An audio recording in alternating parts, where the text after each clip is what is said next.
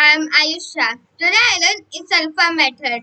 Isalpha method tells the string in alphabets or not. So let's start. I make a string and my string name is X and my character is pencil.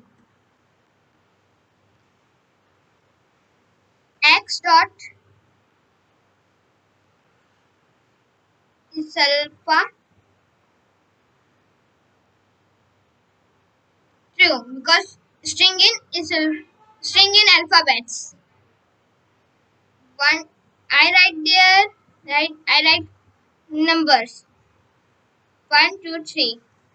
False because they string in alphabets and numbers. I write only numbers.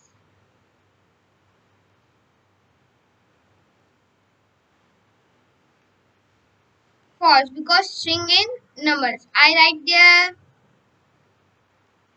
at the rate hashtag at the rate more. False because this is not in alphabets. I write there pencil. I mean Ayush.